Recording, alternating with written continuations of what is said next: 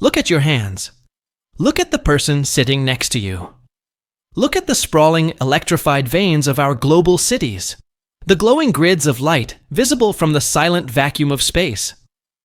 We move through our lives with an inherent, almost arrogant sense of permanence, don't we? We wake up, we check our phones, we plan for next year, the next decade, the next century.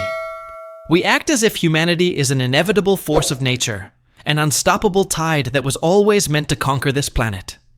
We've built skyscrapers that pierce the clouds, split the atom to harvest the power of the sun, and sent titanium messengers beyond the very edge of our solar system. We feel like the protagonists of Earth's story, the heroes who arrived, saw, and conquered. But if you peel back the layers of time, past the Industrial Revolution, past the rise and fall of Rome, past the building of the pyramids, past the very invention of the wheel, you find a terrifying gap, a jagged tear in the fabric of our history. There is a moment, buried deep in our collective past, where the human story almost hit a dead end. This isn't a Hollywood screenplay or a dark fantasy. It is a biological reality written in your very DNA, a ghost that haunts every cell of your body. Every person you have ever loved, every enemy you've ever hated, every genius, every tyrant, and every stranger you pass on the street almost never existed. There is a hole in our history, a period of several thousand years where the human heart nearly stopped beating forever. 74,000 years ago, the Earth didn't just change, it broke. This is the story of the Toba catastrophe, the genetic bottleneck, and the handful of forgotten ancestors who stood at the edge of the abyss and refused to jump. To understand how close we came to the end, we have to understand the world as it was before the fire. 74,000 years ago, Earth was a different place, but humans, Homo sapiens, were already us. We had the same brains, the same capacity for language, the same complex emotions. We were spreading out of Africa, venturing into the lush forests of Asia and the rugged landscapes of Europe. We were a successful species, numbering perhaps in the hundreds of thousands, diverse and thriving. We were one of many human species on the planet at the time, sharing the world with Neanderthals in the north and Denisovans in the east. We were a masterpiece of evolution in progress. Then came the mountain. In what is now northern Sumatra, Indonesia, there is a peaceful, massive body of water known as Lake Toba. Today, it is a tourist destination, beautiful and serene. But 74,000 years ago, it was the site of the most violent geological event the human race has ever witnessed.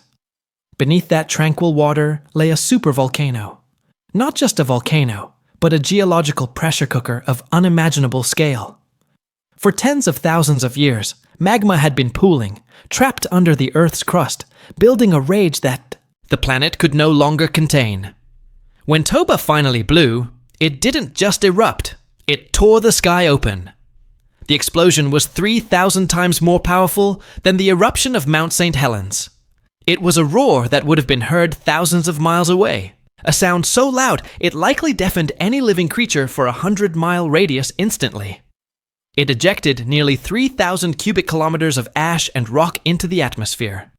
To visualize that, imagine the entire island of Manhattan buried under a mountain of ash 2 miles high, and then multiply that by thousands. The initial blast was just the beginning. The real killer was what happened next. The sky didn't stay blue. A massive, suffocating plume of ash and sulfuric acid spread across the globe like a shroud. Within weeks, the sun, the source of all warmth, all growth, all life, became a dim, sickly ghost. A volcanic winter gripped the planet. Scientists estimate that the global temperature plummeted by as much as 15 degrees Celsius. In tropical regions, the mercury dropped so fast that life simply couldn't adapt. Imagine being an early human in the Rift Valley of Africa. You wake up, and the sun is a pale, bruised purple. The air tastes like metal and sulfur. By noon, it's freezing. The rains, which usually bring life to the savanna, stop entirely. Instead, when it does rain, the water is acidic, stinging your skin and poisoning the lakes. The grass withers and turns to dust. The great migrations of antelope and zebra, your primary food source, simply vanish, their bodies littering the parched earth. This wasn't a bad season. It wasn't a rough year. This was a decade of darkness. For 6 to 10 years, the earth was a freezer. The forests of Africa and Asia withered into gray skeletal husks, and in that shadow, we began to die. This is where the story shifts from geology to biology, the part that keeps geneticists awake at night. When we look at other species, like chimpanzees, we see immense genetic diversity. 2 chimpanzees from the same forest can be more genetically different from each other than any 2 humans on Earth. We, on the other hand, are incredibly similar. We are, essentially, a species of near clones. The answer lies in the genetic bottleneck. The DNA evidence acts as a molecular clock, and it points directly to this era of darkness. The data suggests that the global population of Homo sapiens didn't just decline, it cratered. We were reduced to a staggering few. Some conservative models suggest that, at our lowest point, there were only 2,000 to 10,000 breeding pairs left on the entire planet. Let that number sink in. 2,000 people. That isn't a city. That isn't even a large village by modern standards. That is a single crowd at a mid-sized concert.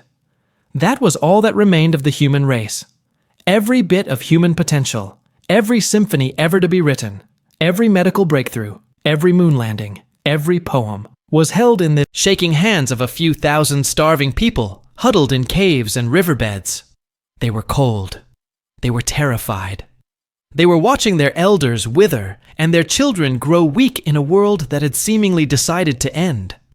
And the most haunting part? They had no idea why. They had no news broadcasts to explain atmospheric chemistry or tectonic plates. They didn't have a global perspective to know that the sun was shining somewhere else. To them, the gods had simply turned out the lights. The universe had become hostile. They were the last of their kind, wandering a graveyard planet, unaware that the fate of an 8 billion person future rested entirely on their ability to survive just one more night. How did they do it? Why are we here talking about this, rather than being another extinct branch on the tree of life like the thousands of species that came before us? The answer is cooperation. This bottleneck might be the very reason we are so social. In the darkness of the Toba winter, those who survived were likely those who learned to share. Those who pooled their resources, who communicated more effectively, who developed new tools to hunt the few remaining animals. It was a trial by fire, or rather, a trial by ice. We survived through a miracle of luck, a burst of cognitive evolution, and sheer, stubborn will. Think of the what-ifs. If a single localized plague had swept through one of those tiny groups in Africa, we wouldn't be here. If the volcanic winter had lasted just 5 years longer, the last embers of humanity would have flickered out. History would have continued without us. The earth would have recovered. The forests would have returned. But there would be no one to name the stars. No one to ask, why? Eventually, the sky did clear. The sulfuric acid washed out of the air. The sun began to feel warm again.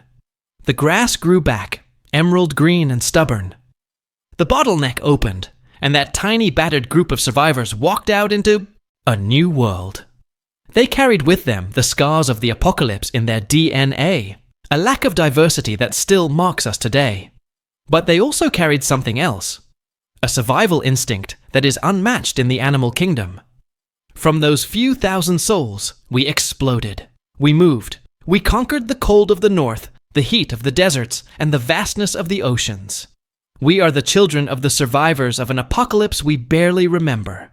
Every human being alive today, from the billionaire in a penthouse to the farmer in a remote field, is a descendant of that one tiny group that refused to lie down and die in the dark. We often talk about the future of humanity and the threats we face.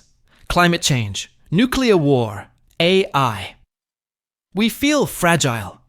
But we forget that our ancestors already faced the literal end of the world with nothing but sharpened stones and the clothes on their backs. And they won. The next time you look in the mirror, don't just see a face, see a miracle, see the 0.01% that made it. We are the light that made it through the longest night in history.